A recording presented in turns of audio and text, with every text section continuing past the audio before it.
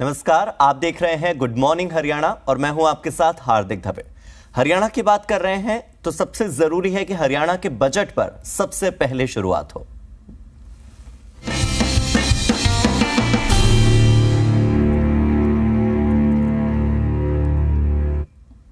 तो हरियाणा का बजट पेश हो चुका है। कल मुख्यमंत्री मनोहर लाल ने बतौर वित्त मंत्री गठबंधन सरकार का चौथा बजट पेश किया। हरियाणा के 2023-24 घोषणा करते हुए मुख्यमंत्री मनोहर लाल ने कहा कि इस बार 1,83,950 करोड़ रुपए का बजट हमने पेश किया है और ये पिछले साल के मुकाबले 11.6% ज्यादा है। बड़ी बातें आपको बता रहे हैं, कौन कौन सी बड़ी बातें हैं इस बजट की, देख लीजिए। पानीपत थर्मल प्लांट आगामी 6 सालों में बनकर तैयार हो जाएगा। इसके अलावा प्रधानमंत्री आवास योजना के तहत गरीबों को 1 लाख घर दिए जाएंगे जिनकी आय 1,80,000 से कम है सालाना। गुरुग्राम में 3 अन्य मेट्रो लिंक शुरू करने का भी प्रस्ताव है। गुरुग्राम में 700 बेड का मल्टी स्पेशलिटी हॉस्पिटल बनाया जाएगा। स्वास्थ्य सेवाएं और स्वास्थ्य सुविधाओं को और मजबूत किया जाएगा। सोनीपत में भी मेट्रोपॉलिटन डेवलपमेंट अथॉरिटी बनेगी जैसे फरीदाबाद और गुरुग्राम में। 65,000 नए अवसर पैदा होंगे ग्रुप सी और ग्रुप डी के पदों के लिए। सफाई कर्मचारियों को 1,000 रुपये प्रति माह का अलग से समान राशि भी दी जाएगी। 190 कॉलोनियों को वैध किया जाएगा। पंचायती राज संस्थाओं के लिए 1100 करोड़ रुपए जारी किए हैं। हालांकि सरपंचों का विरोध फिर भी जारी है, उनकी मांगे कुछ और है। अंत्योदय परिवारों के लिए एक नई योजना पंडित दीनदयाल उपाध्याय के नाम से शुरू की गई है। प्राकृतिक खेती को इस बार हरियाणा सरकार काफी तवज्जो दे रही है। अंबाला और पंचकुला में खेल एकेडमी और खेल छात्रावास बनेंगे ताकि स्पोर्ट्स को और बढ़ावा दिया जा सके, जिसके लिए हरियाणा जाना जाता है। स्वास्थ्य, चिकित्सा, चिरायु योजना, आयुष्मान योजना, इसके तहत भी अच्छा खासा पैसा खर्च होने वाला है, तकरीबन 9,000 करोड़ का। और 4,000 आंगनबाड़ी केंद्रों को प्ले स्कूलों में बदला जाएगा। और महिला और बाल विकास के क्षेत्र में 2,047 करोड़ रुपए आवंटित किए गए हैं। अंबाला और गुरुग्राम में डेटा सेंटर पार्क स्थापित किया जाना है, इसे लेकर भी बजट जारी हुआ है। इसके अलावा उद्योग और एमएसएमई के क्षेत्र में 1,442 करोड़ रुपए का आवंटन हुआ है। 723 करोड़ रुपए की लागत से हिसार एलिवेटेड रोड का निर्माण भी होने वाला है। इसके अलावा फरीदाबाद और पानीपत में विश्व स्तरीय प्रदर्शनी में व्यापार केंद्र बनने वाला है। और सबसे बड़ी बात यह कि सिंचाई और जल संसाधन क्षेत्रों के लिए 6,598 करोड़ रुपए आवंटित हुए हैं। तो आपको बता दें 1,83,950 करोड़ का ये बजट पेश हुआ है। कोई नया टैक्स नहीं लगा है, ये एक बहुत अच्छी बात है। और सबसे महत्वपूर्ण बुढ़ापा पेंशन, जिसके आधार पर जेजेपी सरकार में आई थी, 250 रुपये बढ़ाई गई है, बहुत कम है। 2,750 रुपये हर महीने बुजुर्ग पेंशन मिलेगी। हालांकि वादा तो 5,000 का था, लेकिन धीरे धीरे इसे बढ़ाया जाएगा। गरीब परिवारों के लिए जो नई योजना शुरू हो रही है उसका जिक्र हमने किया ही था, दीनदयाल उपाध्याय अंत्योदय परिवार सुरक्षा योजना। जो गरीब परिवार हैं उन्हें बढ़ावा देने के लिए है। और प्राकृतिक खेती को बढ़ावा देने के लिए भी सरकार ने इस बार बजट में काफी पैसा रखा है। 20,000 एकड़ का प्राकृतिक खेती का लक्ष्य हरियाणा सरकार ने रखा है, जिसके लिए 3 नए प्रशिक्षण केंद्र बनने वाले हैं। अब ये 3 ट्रेनिंग सेंटर्स कहाँ होंगे? एक हिसार में होगा, दूसरा जींद में होगा और तीसरा सिरसा में होगा। यहाँ पर प्रशिक्षण दिया जाएगा प्राकृतिक खेती के लिए। तो ये वो बड़ी बातें हैं जो हरियाणा के बजट से जुड़ी हैं। कई बार हमें लगता है कि बजट आया है, सरकार का बजट है तो सरकार से ही जुड़ा होगा, राजनीतिक पार्टियों से जुड़ा होगा, या ज़्यादा से ज़्यादा इसको इकोनॉमिस्ट समझ सकते हैं। लेकिन देखिए, ये बजट आपका बजट है, ये आप लोगों से जुड़ा हुआ बजट है। आपको समझना होगा परिवार के सदस्य की अगर जो भी ज़रूरतें हैं उनको पूरा करने वाला बजट है। 6 वर्ष से अधिक और 18 वर्ष तक 2 लाख रुपए मिलने वाले हैं गरीब परिवारों को। 18 वर्ष से ज़्यादा और 25 वर्ष तक 3 लाख रुपए मिलने वाले हैं गरीब परिवारों को। और 25 वर्ष से अधिक और 40 वर्ष तक 5 लाख रुपये गरीब परिवारों को दिए जाएंगे। 40 वर्ष से 60 वर्ष तक की आयु तक 2 लाख रुपये जो गरीब परिवारों को मिलने वाले हैं। ये बीमा योजना का लाभ है और बीमा योजना खासतौर पर गरीब परिवारों के लिए लाई गई है। प्रधानमंत्री जीवन ज्योति बीमा योजना के तहत ये राशि जो है 2 लाख रुपए रखी गई है। इसके अलावा किसानों के लिए क्या है बजट में, ये भी हम आपको ग्राफिक्स के जरिए दिखा रहे हैं। प्राकृतिक खेती के जो 3 नए प्रशिक्षण केंद्र स्थापित किए जाने वाले हैं वो हम आपको बता रहे हैं। एक नई योजना के तहत हरी खाद पर भी सरकार फोकस करेगी ताकि जो केमिकल्स का, फर्टिलाइजर्स का इस्तेमाल होता है जो कि भूमि की उर्वरक क्षमता को कम करते हैं, उनका इस्तेमाल रोका जाएगा। हरी खाद को थोड़ा सा बढ़ावा देने की कवायद इस बार करने वाली है हरियाणा सरकार।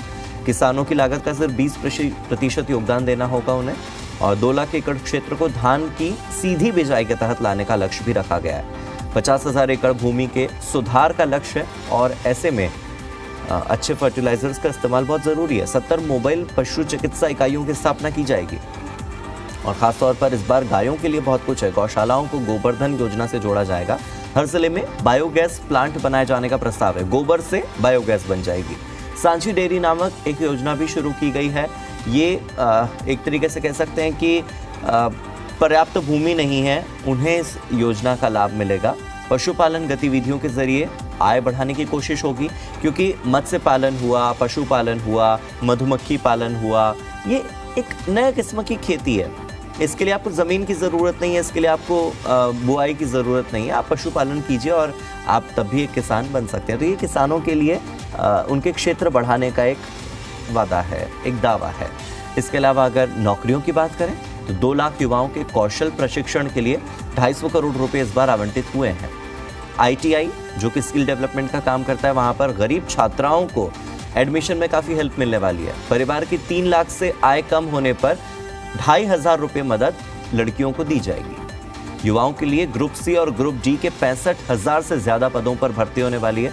तो सरकारी नौकरी की चाहत रखने वाले ग्रुप C और ग्रुप D में शामिल हो सकते हैं। उनकी ये चाहत सरकार बजट के माध्यम से पूरी करने वाली है। वहीं सफाई कर्मचारियों को 1,000 रुपये प्रति माह प्रोत्साहन राशि भी सरकार दे रही है। प्रदेश की 190 कॉलोनियों को जल्द ही नियमित किया जाएगा। अवैध कॉलोनियों को वैध किया जाएगा। सीवरेज और बुनियादी ढांचे में सुधार के लिए 200 करोड़ रुपए। इंफ्रास्ट्रक्चर किसी भी राज्य की नींव होती है, तो ऐसे में न केवल शहरी बल्कि ग्रामीण क्षेत्र के विकास के लिए भी 7,000 करोड़ के आसपास इस बार बजट रखा गया है। 7 जिलों में बायोगैस संयंत्र स्थापित होंगे जहां पर बायोगैस बनाई जाएगी। नूंह, रोहतक, दादरी, अंबाला और रेवाड़ी को यह सौगात मिलने वाली है। सिरसा, यमुनानगर में भी बायोगैस संयंत्र स्थापित होगा। गोबर से बायोगैस बन जाएगी। हरियाणा गौ सेवा आयोग के लिए 400 करोड़ रुपये। ये पहली बार ही हुआ है, क्योंकि अब तक इस तरह से गायों के लिए शायद इससे पहले शायद ही किसी बजट में सोचा गया होगा।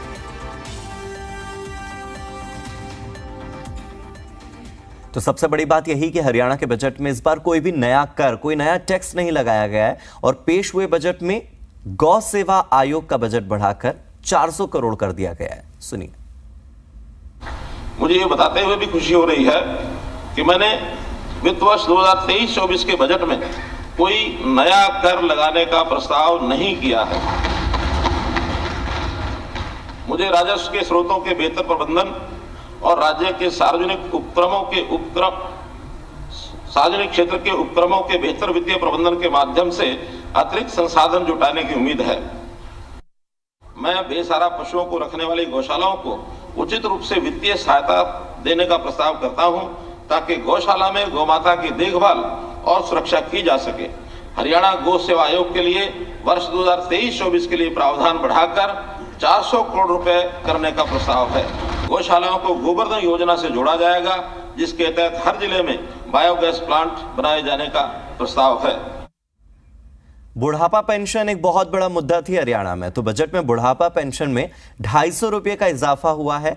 बुजुर्गों को अब 2,500 रुपये पेंशन की बजाय 2,750 रुपये की पेंशन मिलेगी। साथ ही वरिष्ठ नागरिकों की रियायती किराए की पात्रता के लिए जो उम्र 65 साल थी उसे भी अब घटाकर 60 साल कर दिया गया है। सुनिए।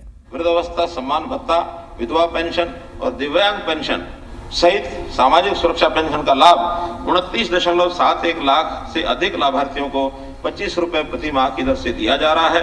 मैं 1 अप्रैल 2023 से प्रभावी सभी लाभार्थियों के लिए मासिक लाभ को बढ़ाकर 2750 रुपए प्रति माह करने का प्रस्ताव करता हूं। वृद्धावस्था सम्मान भत्ता के लिए आय पात्रता सीमा जो वर्तमान में स्वयं और पति या पत्नी के लिए 2 लाख रुपए प्रति वर्ष है, उसे PPP सत्यापित डेटा के आधार पर बढ़ाकर 3 लाख रुपए प्रति वर्ष किया जाना प्रस्तावित है। वर्तमान में हरियाणा रोडवेज की बसों में 65 वर्ष से अधिक आयु के वरिष्ठ नागरिकों को किराए में 50% छूट मिलती है। मैं वरिष्ठ नागरिकों के रियायती किराए की पात्रता के लिए आयु सीमा को 65 वर्ष से घटाकर 60 वर्ष करने का प्रस्ताव करता हूं। मुझे उम्मीद है कि इसके परिणाम स्वरूप वरिष्ठ नागरिक अपने निकट और परिजनों से अधिक बार मिलने में सक्षम होंगे। तो हरियाणा में रोजगार का इंतजार कर रहे युवाओं के लिए भी कुछ खास है। इस बजट में 65,000 सरकारी भर्तियों का ऐलान बजट में किया गया है। हरियाणा कौशल रोजगार निगम के तहत 2 लाख युवाओं को उनकी स्किल्स के आधार पर नौकरी दी जाएगी, यानी कि उनकी स्किल डेवलप की जाएगी, कौशल विकास किया जाएगा। देखिए, के सरकार ग्रुप सी और ग्रुप डी के लिए सीईटी के माध्यम सहित वर्ष 2023-24 में 65,000 से अधिक नियमित पदों पर भर्ती करेंगी। वित्तीय वर्ष 2023-24 के लिए युवा क्षेत्र को 1,636 करोड़ रुपए आवंटित करने का प्रस्ताव करता हूं। वर्ष 2023-24 में हरियाणा कौशल विकास मिशन पूर्व अधिगम के महत्व को समझते हुए विशिष्ट परीक्षण, प्रशिक्षण और पाठ्यक्रम के माध्यम से 2 लाख बेरोजगार युवाओं को राष्ट्रीय कौशल योग्यता ढांचे के कौशल प्रशिक्षण प्रदान करेगा, ताकि युवा रोजगार प्राप्त करने में सक्षम बने। पारंपरिक नौकरियों के अलावा आधुनिक उद्योग से संबंधित नौकरियों के लिए और उभरती प्रौद्योगिकियों में कौशल प्रशिक्षण पर विशेष ध्यान दिया जाएगा। वृद्धों और अशक्तों की देखभाल करने वालों के रूप में नौकरी करने के इच्छुक युवाओं को एक विशेष प्रशिक्षण दिया जाएगा। वर्ष 2023-24 में 2 लाख युवाओं के कौशल प्रशिक्षण के लिए 250 करोड़ रुपए की राशि का प्रावधान करता हूं। यदि जरूरत पड़ी तो इस प्रस्तावित राशि के अतिरिक्त अलग से बजट प्रावधान किया जाएगा। हरियाणा के मुख्यमंत्री मनोहर लाल ने इस बार के बजट को हर वर्ग का बजट बताया है, जबकि पूर्व मुख्यमंत्री और नेता प्रतिपक्ष भूपेंद्र सिंह हुड्डा बजट को जनता के लिए निराशाजनक बजट बता रहे हैं। सुन लीजिए दोनों को। हरियाणा का जो बजट है वो आज हमने पेश किया है। वित्त मंत्री के नाते ये चौथा बजट मैंने पेश किया है और एक प्रकार से अमृत काल जिसको हम कह रहे हैं कि शुरू हुआ, तो उसका ये पहला बजट है। बहुत चीज़ें तो देश के प्रधानमंत्री जी ने अमृत काल के नाते जो एक विज़न रखा है, उस विज़न के हिसाब से ही हमने भी अपना बजट बनाया है कि आज समाज को किन किन चीज़ों की आवश्यकता है, हमारा भावी जो चित्र है, हम अपने प्रदेश को, देश को कहाँ ले जाना चाहते हैं, तो उस नाते से शॉर्ट टर्म, लॉन्ग टर्म सब तरह की बातों को ध्यान में रख करके बजट किया है।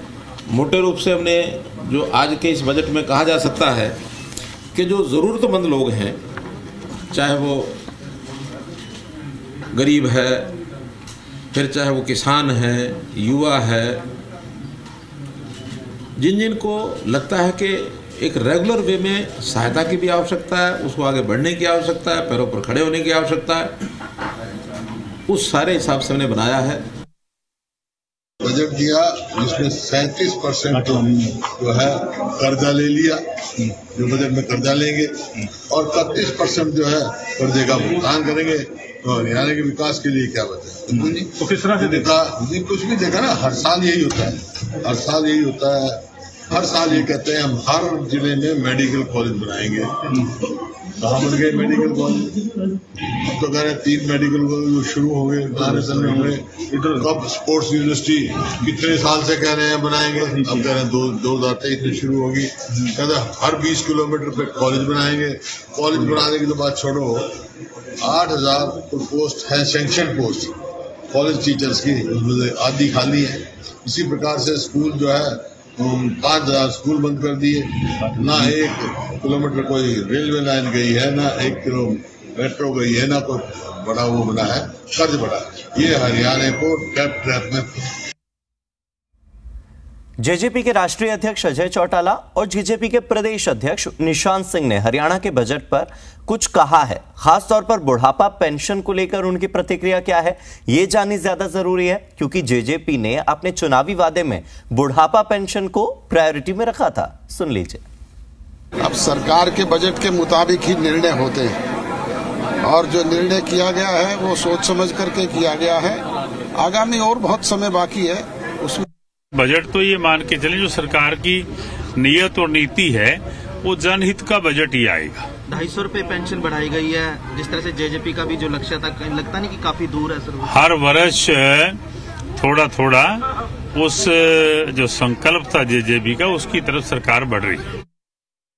निर्दलीय विधायक बलराज कुंडू ने भी बजट पर निराशा जाहिर करते हुए कहा है कि इस बार का बजट कागजी बजट है, ये केवल आंकड़ेबाजी का खेल है। उनका कहना यह है कि सरकार ने अभी तक पुराने बजट की घोषणाएं ही पूरी नहीं की और नया बजट आ गया है। सुन लीजिए। साल से सबका साथ सबका विकास की बात करते हैं।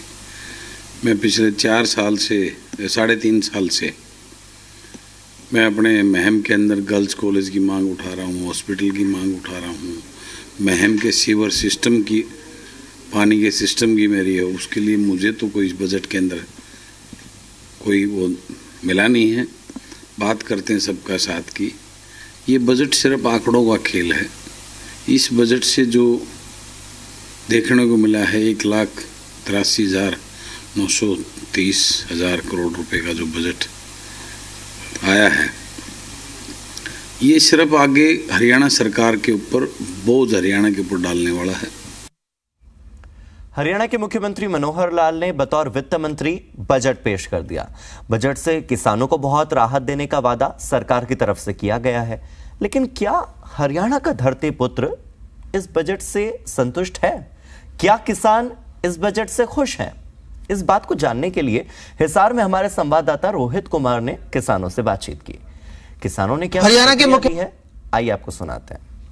हरियाणा के मुख्यमंत्री मनोहर लाल ने बतौर वित्त मंत्री आज बजट पेश कर दिया है। इस बजट को लेकर जिस तरह से हर वर्ग में उम्मीदें देखने को मिल रही थी, क्या ये बजट उन उम्मीदों पर खरा उतरा है? इन तमाम पहलुओं पर बातचीत करने के लिए हमारे साथ हिसार में कुछ खास किसान जुटे हैं। किसानों की एक तरह से छोटी चौपाल हमने लगाई है। तमाम पहलुओं पर इनसे बातचीत करेंगे। क्या कहेंगे जी बजट के बारे में? कुछ किसानों के लिए मिला, आप क्या कहना चाहेंगे? 10 में से कितने नंबर देंगे? 10 में तो -10 देश को में, क्योंकि न तो मेरा कर्जे के ऊपर कोई चर्चा, न असली खाद के ऊपर, बीज के ऊपर, पानी के ऊपर कोई चर्चा नहीं है। खाद के ऊपर क्या सब्सिडी मिलेगी, क्या नहीं मिलेगी, कृषि औजारों पर सब्सिडी मिलेगी या नहीं मिलेगी, रोजगार के ऊपर कोई एक शब्द भी इन लोगों ने नहीं कहा। मैं तो सोची थी टाबरा रोजगार मिलेगा और 13 कर्जा माफ करेगा, क्योंकि इनका ये आखिरी बजट से इनने कहा था कर्जा माफ 15 लाख इनके सरकार इनने कहा था। लेकिन हरी खाद को लेकर सब्सिडी देने की बात कर रहे हैं, उस पहलू पर कुछ बोलना चाहेंगे? हरी खाद तो जीत होगी, नहर में पानी होगा, खेत में ट्यूबवेल होगा। ट्यूबवेल के 70,000 कनेक्शन किसानों के हरियाणा में पेंडिंग है। 30,000 से लेकर 7 लाख रुपए तक जमा करा रखे, 5 साल हो गए, एक भी कनेक्शन नहीं हुआ है।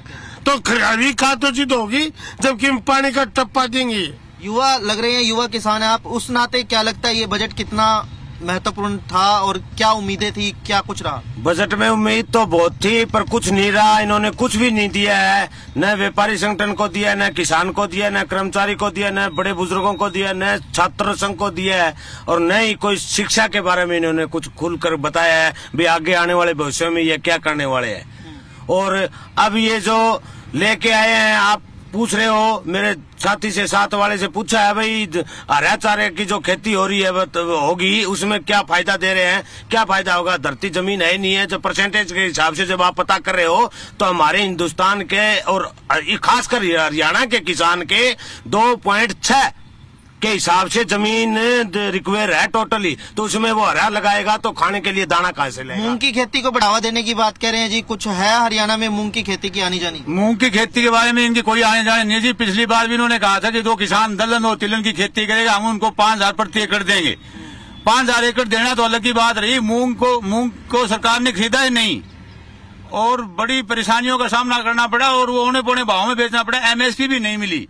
ये सरकार केवल जुमलेबाजों की सरकार है। कितने संतुष्ट है बजट से? बजट में उम्मीदें क्या मानकर चल रहे थे? उम्मीद तो ये थी जी, किसान को कर्जा मुक्त करते, MSP देते, 2.5 लाख रुपए एक उसके लेते हैं बिजली कनेक्शन के, जबकि 2-2 एकड़ जमीन रहेगी जमींदार के पास, कहाँ से वो 2.5 लाख इकट्ठे करेगा? जो ट्यूबवेल है, सौर के कनेक्शन है वो मिलने चाहिए थे। कहीं भी कोई एक बात नहीं बोली। SYL पे 101 करोड़ रुपए खर्च करने की बात कही है इन्होंने। अरे SYL आनी ही नहीं, ये आप लोगों को भी पता है। 101 करोड़ रुपया जो देश की जनता का टैक्स का पैसा है उसको जो ना ब्लॉक करके ने खड़ा कर दिया। उससे जो ना विकसित कार्य करवाए जाते, कृषि अनुसंधान करवाए जाते, तो जो है किसान को फायदा होता। किसान को 101 करोड़ रुपए तो ब्लॉक करके रख दिए, या फिर उस 101 करोड़ रुपए को अगर सिंचाई के लिए लगाना ही था तो यमुना नदी के ऊपर छोटे बराज बना करके उससे नहरें निकाल करके किसान जो हमारा ऐसी क्षेत्र है उसके अंदर जो है पानी भेजा जाना चाहिए था, जिससे कि वो किसान अपनी फसल पैदा कर सके। कहीं ना कहीं किसानों में इस बजट को लेकर हताशा देखने को मिल रही है। कैंपस से राजेंद्र कुमार के साथ रोहित कुमार, जी मीडिया हिसार। और खबर नूंह से है, जहां पर इनेलो विधायक अभय सिंह चौटाला की परिवर्तन यात्रा आपके द्वार आज से शुरू हो रही है। ये पदयात्रा नूंह के हल्का पुन्हाना के सिंगार गांव से शुरू होने वाली है। इस पदयात्रा को INLD सुप्रीमो और पूर्व मुख्यमंत्री OP चौटाला हरी झंडी दिखाकर रवाना करेंगे। ये परिवर्तन यात्रा 4 दिन नूंह जिले में ही रहेगी। विधायक अभय चौटाला यहां पर लोगों से संवाद करेंगे और आज अभय चौटाला 7 गांवों से होकर गुजरने वाले हैं। शुरुआत सिंगार गांव से होगी।